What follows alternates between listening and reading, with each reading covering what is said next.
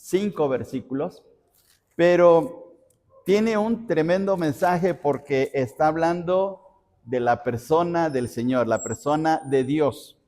Y es lo que vamos a ver en esta noche. Vamos a leer todos juntos, nada más son 5 versículos, todos juntos a leer este salmo, el Salmo 93. A ver, lo leemos todos juntos. Dice así la palabra del Señor. Jehová reina, se vistió de magnificencia, Jehová se vistió, se ciñó de poder, afirmó también el mundo y no se moverá. Firme es tu trono desde entonces, tú eres eternamente. Alzaron los ríos, oh Jehová, los ríos alzaron su sonido, alzaron los ríos sus ondas. Jehová en las alturas es más poderoso que el estruendo de las muchas aguas, más que las recias ondas del mar. Tus testimonios son muy firmes, la santidad conviene a tu casa, oh Jehová, por los siglos y para siempre. Que Dios bendiga su palabra. Veamos qué salmo, ¿verdad? Qué salmo, a pesar de que es corto en su redacción, con 5 versículos, sin embargo, qué expresiones tan tremendas relacionadas con la persona del Señor. Bien, vamos a ver aquí en este salmo el título. El título es El Rey Eterno. Este es un salmo que habla acerca del gobierno, de la autoridad y de la realeza de nuestro Dios. Pueden ver ustedes en las primeras dos palabras del versículo 1 dice Jehová reina. ¿Y quién es el que reina? Pues un rey, tiene que ser un rey, ¿verdad? El que gobierna, pues es un gobernador. El que manda, pues es un amo. Pero el que reina es un rey. Y dice el texto, Jehová reina. Y luego en el versículo 2 está hablando de su trono. Dice, firme es tu trono desde entonces. Entonces, ¿quiénes son los que tienen un trono? Pues los reyes, ¿verdad? Porque en el caso del presidente, al presidente se le dice que tiene su silla presidencial, pero en el caso del rey es su trono. Entonces, el salmo está relacionado con Dios, que es el rey de todo el universo, el rey de toda la creación, y que está ejecutando su gobierno de una manera increíble, porque lo dice en el versículo 1, Jehová reina, se vistió de magnificencia. La palabra magnificencia está dando a entender que está reinando de una manera especial, es decir, con lujo, de gala, de una manera excelente, que todo lo está haciendo con precisión, todo lo está haciendo de una manera increíble. Y entonces por eso vamos a ver este asunto del salmo.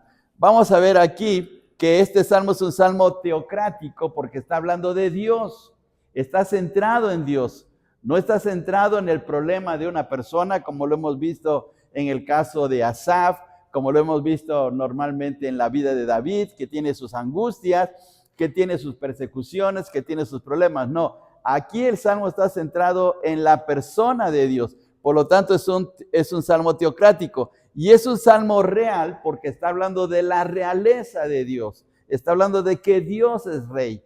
Por eso se le llama salmo real. Que exalta al Señor como rey. El salmo expone la grandiosidad de la persona del Señor como también su poder creador y sustentador del mundo. Es un salmo anónimo para ser cantado en alguna festividad. Aquí se invita al creyente a reconocer la grandeza del Señor, adorarle por su inmenso poder y confiar que Él controla, aquí está, confiar en Él que controla todo el mundo. ¿Sí? Entonces, Dios está controlando todo porque lo está gobernando y lo está gobernando de una manera precisa o con mucho detalle, porque lo está haciendo con magnificencia. Y la palabra magnificencia habla de la excelencia, de la gala, del lujo que está haciendo. Bien, vamos a ver 3 cosas aquí.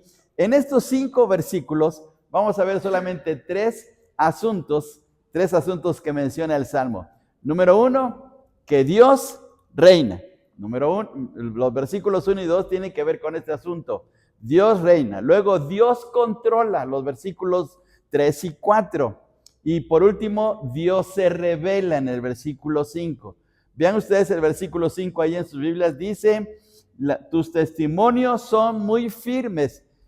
Es decir, que de Él mismo está saliendo su revelación, de Él mismo está dando testimonio de quién es Él y de lo que está haciendo en el universo, lo que está haciendo en el mundo. Entonces, tres asuntos muy especiales tienen que ver con la persona de Dios. Acuérdense bien, Dios reina, versículos 1 y 2, Dios controla, versículos 2 y 3, y Dios se revela, versículo 5. Entonces, vamos a quitar aquí, ¿cuáles son los 3 puntos del Salmo?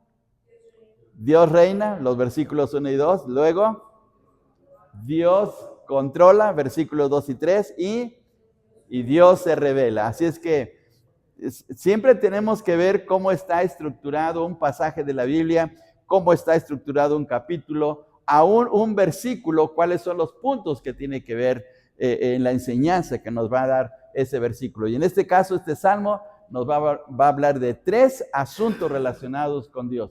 Bien, vamos a ver aquí el primero. Primero es que Dios está reinando, y lo dicen las primeras palabras. Es enfático este asunto. En la Biblia nunca se cuestiona la existencia ni el gobierno de Dios. No se cuestiona ni la existencia de Dios, porque inmediatamente la Biblia dice, en el principio ¿creó quién? Dios. En ese versículo no se está preguntando, ¿quién creó el universo? ¿Quién creó los cielos? ¿Quién creó la tierra? No. Simplemente en el principio Dios es el creador. Entonces en la Biblia nunca se cuestiona la creación de Dios y tampoco se cuestiona su gobierno.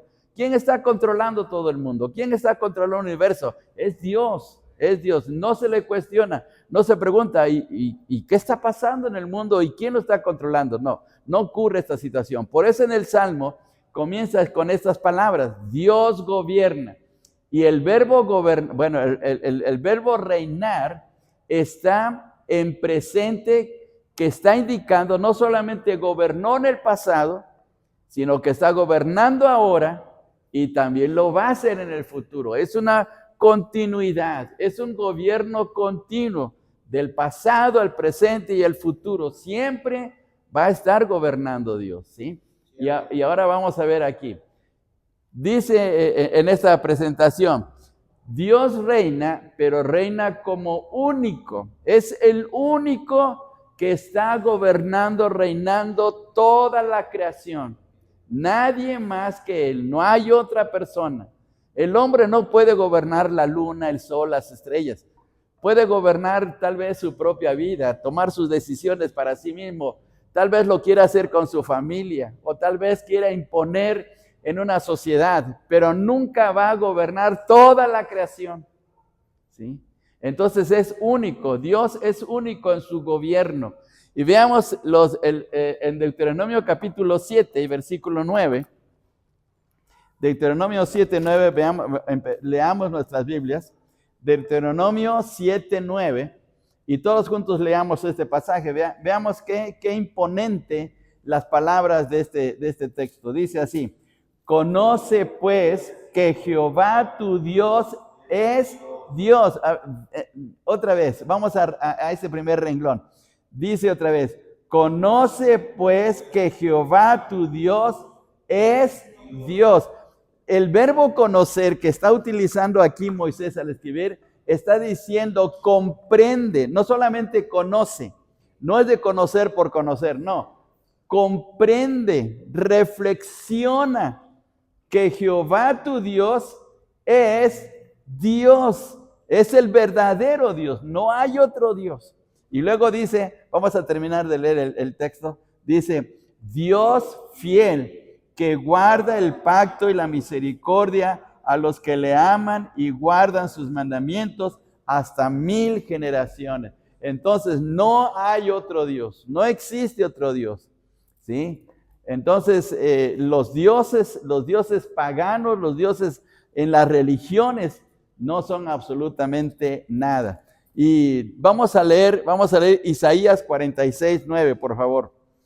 Ahora vamos hasta el libro de Isaías 46, Isaías 46, 9. Y a ver, todos juntos también leamos este texto. Dice de la siguiente manera, todos juntos. Acordaos de las cosas pasadas desde los tiempos antiguos, porque yo soy Dios y no hay otro Dios y nada hay semejante a mí. Miren qué palabras, ¿verdad? Contundentes, contundentes.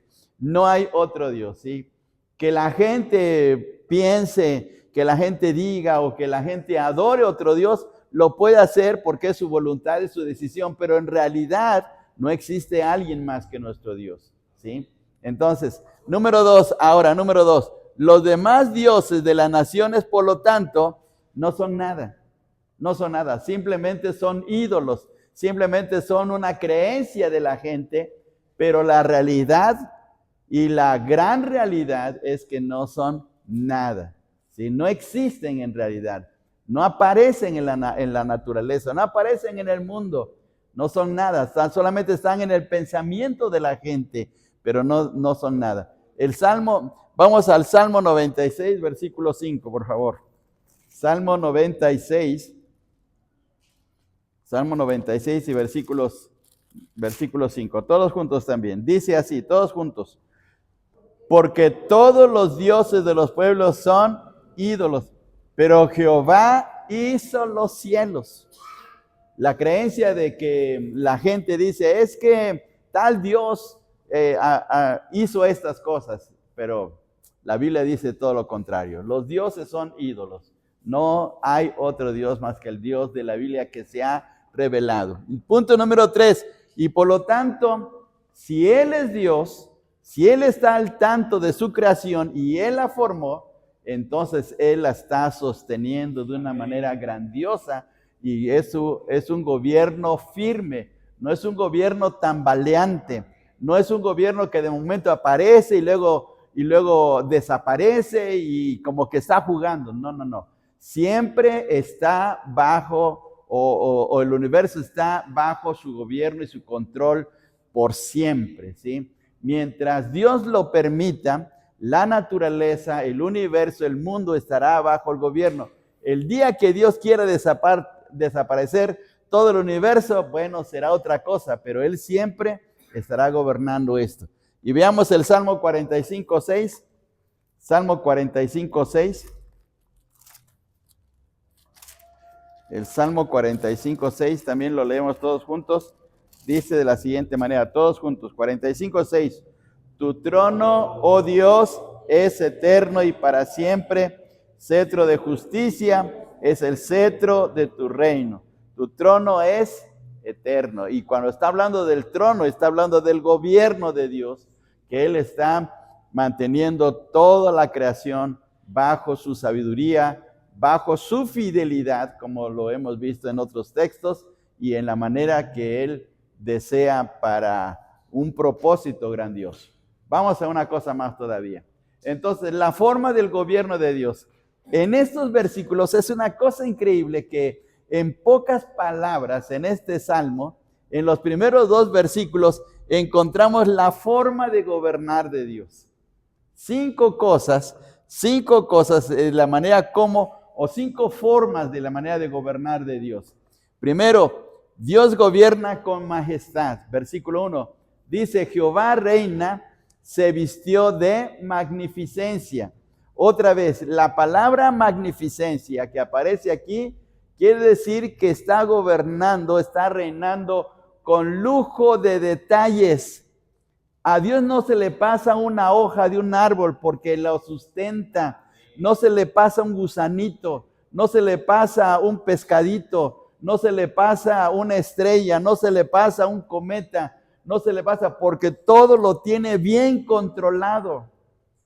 Para nosotros sería imposible controlar el viento, controlar la lluvia, controlar los relámpagos, los rayos. Para nosotros sería algo increíble. ¿Cómo poder hacerlo? No hay máquina. Las computadoras son muy famosas hoy en la actualidad y están inventando el robot que ayude al ser humano y que tenga inteligencia artificial, pero no va a poder controlar todo el universo. Eso solamente lo puede hacer el Señor. Entonces, por eso El versículo 1 dice, Dios reina y se vistió. Quiere decir que tomó esa posición de poder dirigir su creación, pero con gala, con lujo de detalles. Número 2, Dios gobierna con poder, porque no se le sale nada. Las órbitas, bueno, se descubrió en la Edad Media, se descubrió que la Tierra no tenía un giro circular, porque se pensaba que la Tierra estaba circulando en forma de un círculo, pero hubo un astrónomo que se apellidaba Kepler y él descubrió que más bien era en forma elíptica. Junto con Copérnico llegaron a esa conclusión en sus observaciones. Y por eso es que hay temporadas de calor y temporadas de frío, como en estos tiempos, porque la forma de girar de la Tierra es elíptica, y no solamente la Tierra, sino todos los planetas. ¿Quién está haciendo eso? Lo está haciendo Dios, lo está haciendo con poder. ¿Y por qué aparecen de momento las estaciones? ¿Y por qué hay tiempo de sequía y tiempo de lluvia? Y todo lo demás, porque Dios tiene el control de eso y lo está haciendo con su poder. Por eso dice, fíjense bien en el versículo 1 de este Salmo 93. Versículo 1 otra vez. Jehová reina, dice Jehová reina, se vistió de magnificencia, Jehová se vistió, se ciñó de poder. Y es un poder tan increíble. Miren, la bomba más poderosa que se tiene hoy en la actualidad, que no es la bomba atómica, sino la bomba de neutrones, no es nada en comparación con el increíble poder de Dios. Sí. Dios tiene un poder que sale fuera de nuestra mente. Y por ese poder se está controlando todo. Imagínense, tan solo controlar el mundo, nada más nuestro mundo. ¿Quién controla las mareas? ¿Quién controla, por ejemplo, que los ríos lleven el agua hacia el mar? O que el salmón tenga que pasar por un largo trayecto en el río hasta llegar a desovar en las montañas. ¿Quién gobierna las peregrinaciones de las aves que vienen de las partes frías hacia las partes calurosas? ¿Quién gobierna todo lo que aparece en los insectos? Es Dios. Y lo hace de una manera tan increíble. Entonces, se ciñe de poder. 3, Dios gobierna todo el mundo. Dice en el versículo 1, Jehová se vistió, se ciñó de poder, afirmó también el mundo y no se moverá. Afirmó el mundo. ¿Por qué el mundo no se va al espacio? ¿Por qué no se pierde en el infinito?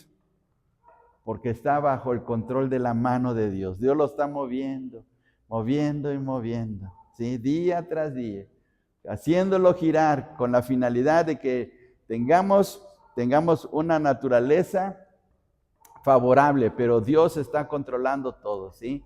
Que de momento nos llega el frío, que de momento nos llega el calor, que de momento nos llega el agua, bueno, Dios lo está permitiendo porque sabe qué es lo que necesitamos. Y luego también 4, Dios gobierna para que el mundo no pierda el control. Por eso dice en la parte final del versículo 1, y no se moverá. No se moverá, es decir, no cambiará, a menos que Dios lo permita, ¿sí? Entonces, la manera como Dios está actuando en su universo y en el mundo es una cosa maravillosa. Y Dios gobierna con firmeza desde su trono y lo está haciendo eternamente. ¿Sí? Así es que miren, qué mensaje tan tremendo de este salmo, solamente en 2 versículos. Ahí tenemos un sermón en los 5 puntos con 2 versículos, que es una cosa increíble. Bien, ahora veamos una cosa más. Vamos al punto número 2. Dios controla, versículos 3 y 4. Dice los versículos 3 y 4. Alzaron los ríos, oh Jehová, los ríos alzaron su sonido, alzaron los ríos sus ondas. Jehová en las alturas es más poderoso que el estruendo de las muchas aguas, más que las recias ondas del mar. En la antigüedad, los ríos que se desbordaban, como lo es hoy en la actualidad también, y el mar, con su fuerza imponente, causaba horror, causaba miedo, ¿sí? ¿Recuerdan ustedes lo que le pasó a Jonás? ¿Recuerdan cuando ocurrió la tremenda tempestad? Cómo los marineros estaban incluso clamando a sus dioses porque ¿quién podía controlar el mar? Y aquí Dios nos está mostrando que en esas fuerzas poderosas de la naturaleza, como el agua de los ríos que son impetuosos, o en el caso de los mares, pues Él tiene ese control tan especial. Ahora vamos a ver un ejemplo, ¿sí? Un ejemplo en la naturaleza de lo que ocurrió. El 26 de diciembre de 2004, ocurrió un desastre en Asia, en un país que se llama Sri Lanka, y aquí está el reportaje. El 26 de diciembre de 2004, Sri Lanka en Asia sufrió uno de los mayores desastres causados por un tsunami. Un tsunami es la manifestación de olas gigantescas causado por el movimiento de los terremotos marinos. Se calcula que 280,000 personas murieron por el tsunami del 2004. Es solamente un cálculo, murieron mucho más, pero calculan que 280,000 personas, imagínense. Ahora veamos esta foto. Vean ustedes el tamaño de las olas. Vean los edificios. Son edificios altos, pero vean el tamaño de las olas. Es una cosa impresionante.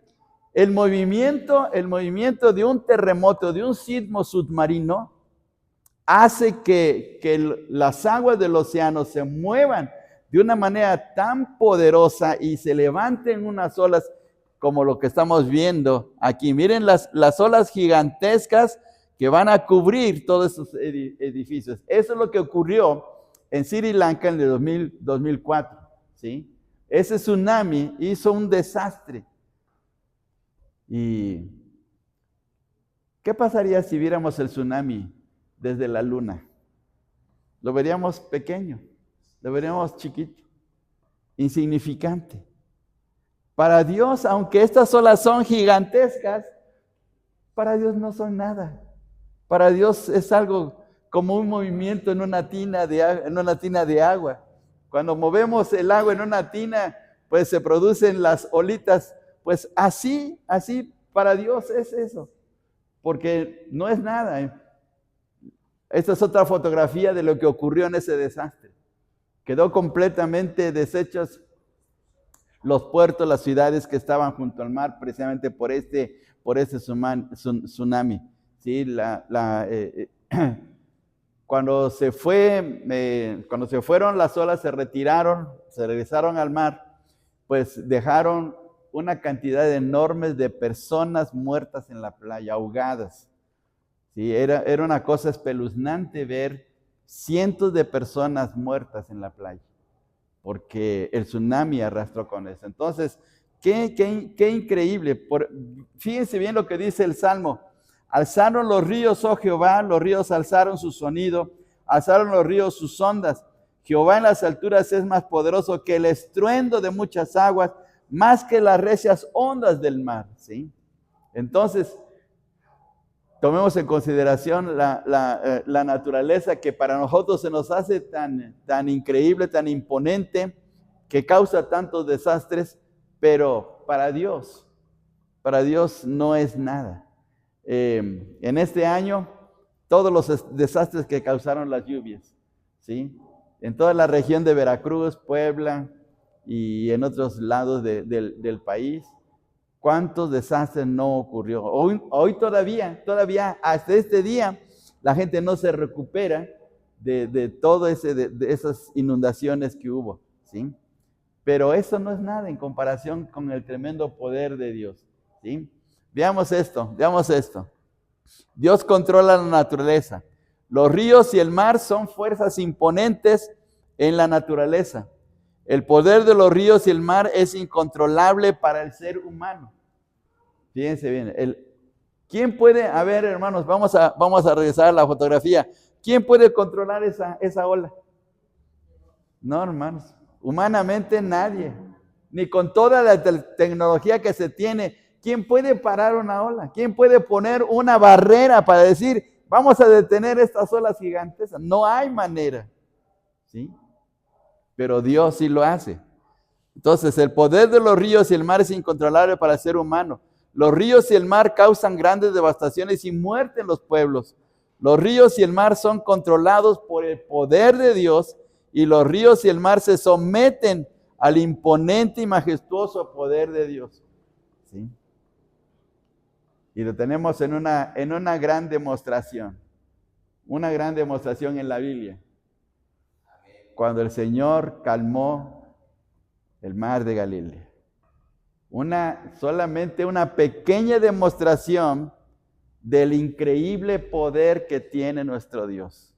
El mar de Galilea estaba embravecido y los discípulos estaban temerosos a pesar de que eran pescadores y que conocían esos fenómenos, pero estaban tan atemorizados cuando el Señor calmó la tempestad. Y veamos lo que dice este texto. Y los hombres se maravillaron, los pescadores, que en este caso los apóstoles, se maravillaron diciendo, ¿qué hombre es este que aún los vientos y el mar le obedecen? ¿Qué hombre es este? Imagínense, qué increíble. ¿Sí? Así es que ahí está una plena demostración de que Dios tiene el control de todas las cosas. Y veamos este pasaje en la Biblia, que es Colosenses capítulo 1, versículos del 15 al 17. Vamos a leerlo todos juntos. ¿Sí lo pueden leer desde allá atrás? ¿Sí? A ver, vamos a leerlo. Dice, Él es la imagen del Dios invisible, el primogénito de toda creación, porque en Él fueron creadas todas las cosas, las que hay en los cielos, las que hay en la tierra, visibles e invisibles, sean tronos, sean dominios, sean principados, sean potestades. Todo fue creado por medio de Él y para Él, y Él es antes de todas las cosas, y todas las cosas en Él subsisten. Así es que Él tiene el control. El Señor tiene ese control tan grandioso en la naturaleza.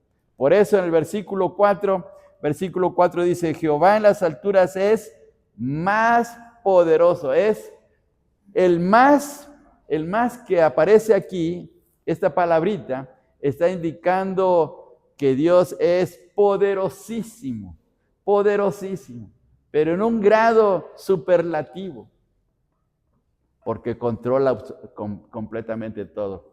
Y, por ejemplo, cuando Jonás estaba durmiendo y que el barco, estaba en una situación crítica junto con sus marineros, ¿cuál fue el consejo que les dio a Jonás para que se calmara el mar? Dice, échenme al mar, porque les declaró que él estaba huyendo del Señor. Los marineros estaban rehusando echarlo al mar por decir, no, pues ¿cómo vas a cometer este homicidio? ¿Cómo lo vamos a tirar al mar? Se va a ahogar y nos vamos a sentir culpables por ahogarlo. Pero Jonás les insistió y les hizo ver que él estaba huyendo de Dios. Lo tiraron al mar y ¿qué ocurrió? Inmediatamente se calmó. ¿Por qué se calmó? Porque Dios tenía el control de todo. Él tenía el control del mar. ¿Y se ahogó Jonás? Porque Dios hizo algo especial, ¿eh?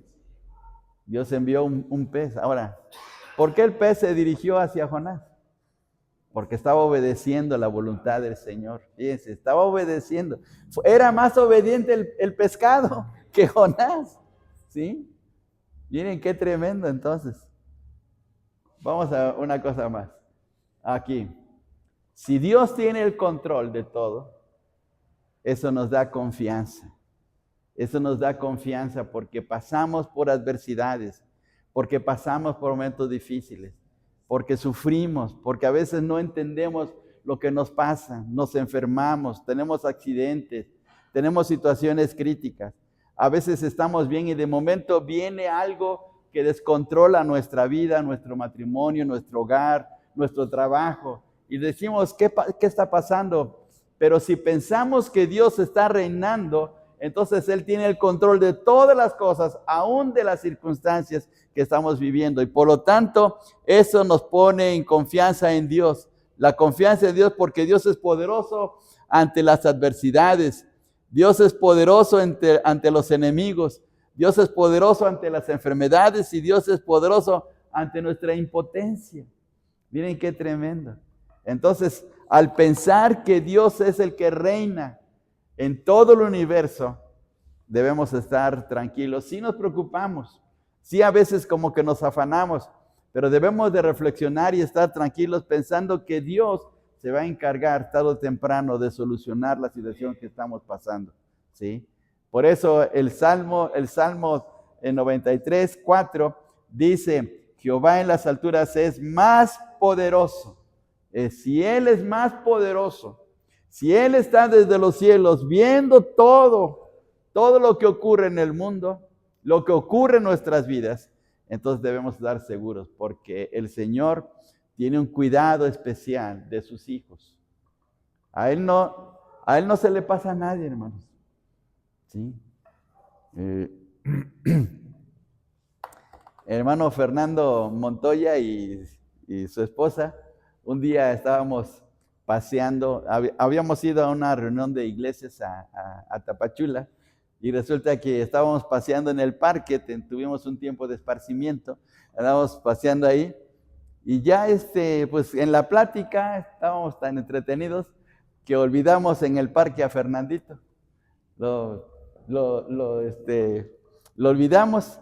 Cuando ya íbamos rumbo hacia la casa, nos estábamos hospedados, pues los hermanos que se van, ¿y Fernandito? Pues quién sabe, pues no estaba Fernandito. Y ya regresamos para buscarlo, y resulta que ahí en el parque estaba un carrito vendiendo periódicos con una bocina, y ahí estaba el niño, ahí estaba Fernandito, ahí estaba con esa persona, afortunadamente. Pero ¿a Dios se le ha perdido uno de sus hijos? A Dios no se le pierde nadie. A cada uno de sus hijos tiene un cuidado especial. No importa cómo seamos, no importa en la situación que vivimos, no importa en dónde estamos, Dios tiene un cuidado por nosotros y en el amor que Él nos tiene siempre va a estar al pendiente de nuestras vidas porque Él está gobernando completamente todo. Él sabe dónde estamos, sí. No, a nuestros papás no les perdemos, pero a Dios nunca no le vamos a poder perder a Él. Donde quiera que estemos, Él está ahí presente. Miren qué bendición. Bien, vamos al punto número 3. Dios se revela. Dice el texto, tus testimonios son muy firmes. La santidad conviene a tu casa, oh Jehová, por los siglos y para siempre. Así termina este salmo. Después de mostrar que Dios está gobernando y Dios está controlando todo el universo y especialmente el mundo, nos hace ver que Dios a través de eso se está revelando. Veamos esta situación. Dice, ¿cómo sabemos que Dios existe? ¿Cómo sabemos que Dios existe? La respuesta se puede dar en dos partes. Primero, todo ser humano tiene un sentido interno de Dios. Todos los seres humanos. Aún los que se dicen que son ateos, cuando están enfermos, cuando están en peligro, cuando están a punto de morir, empiezan a decir, Dios mío, sálvame. Aún cuando sean muy, muy ateos, saben que interiormente Dios está ahí presente. Y número 2, segundo, creemos en la evidencia que se halla en la Biblia y en la naturaleza. Cuando vemos el universo, cuando vemos los cielos, nos damos cuenta que es Dios quien hizo todo.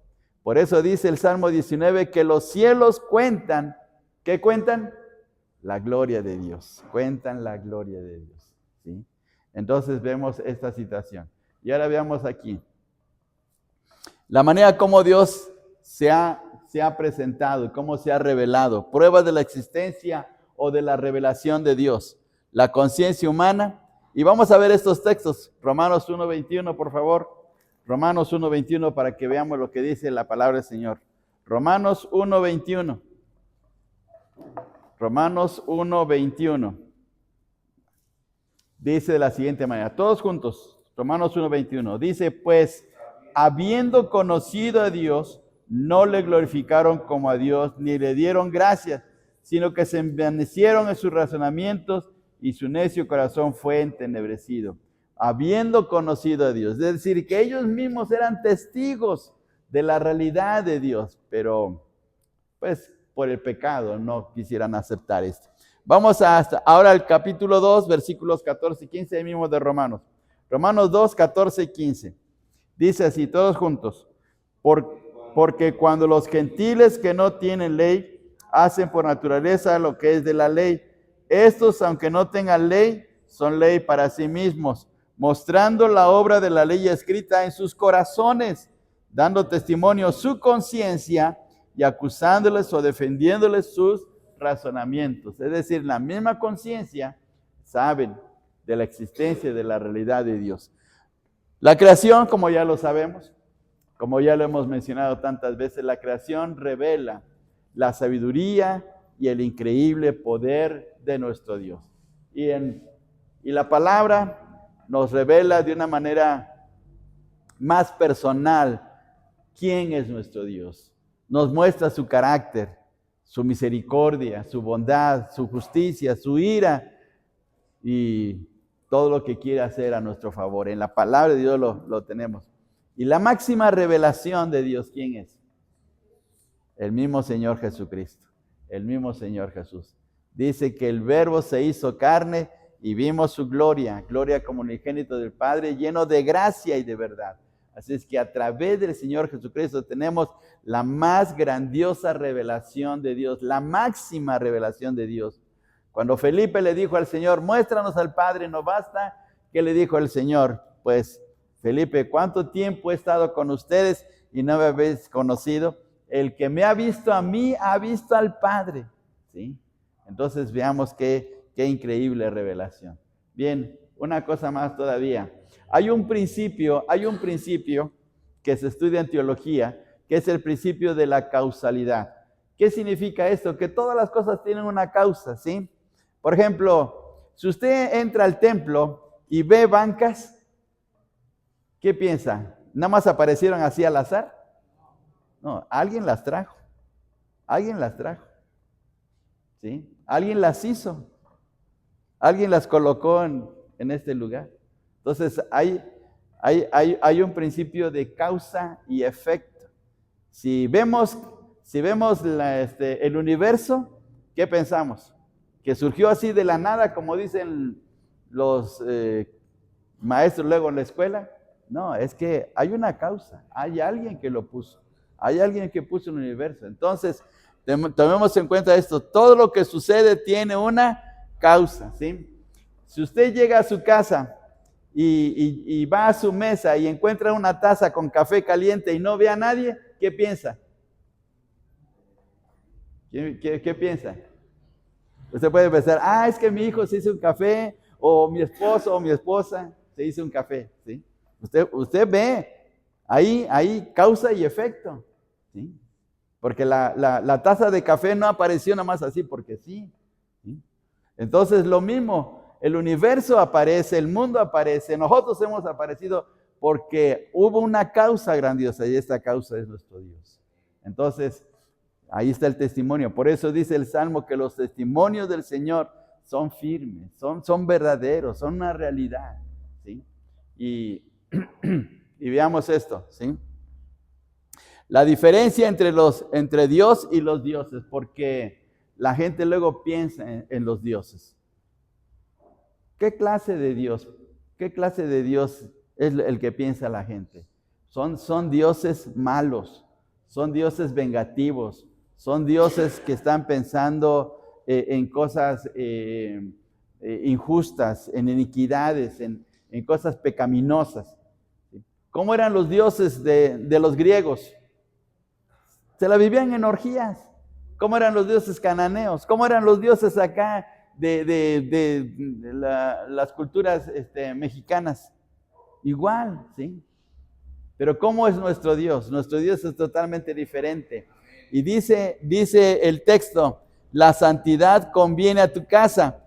Pero Hay una versión que se llama la Biblia del Peregrino, es una versión española que tiene una bonita traducción, y dice este texto: la santidad es el ornato de tu casa, porque Dios, al estar presente en su casa, manifiesta su santidad, y en contraposición con los dioses cananeos, que eran dioses que se desenfrenaban en hacer barbaridad y media.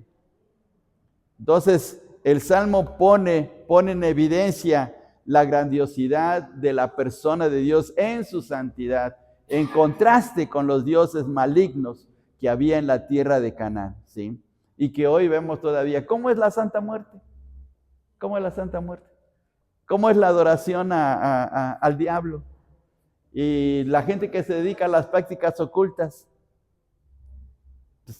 pues, puras cosas malignas. ¿Por qué la gente va a practicar las ciencias ocultas? Porque quiere hacerle daño a alguien, ¿sí? Es que esa persona me hizo una magia y yo le voy a contrarrestar. Es de odio, es de coraje, es de venganza. Es cosa totalmente diferente a lo que Dios nos menciona, ¿sí? Entonces veamos la grandiosidad de nuestro Dios. Bien, ¿qué aprendemos del Salmo 95, hermanos? ¿Qué hemos aprendido de este Salmo? Que nada más tiene Salmo 93, que nada más tiene 5 versículos,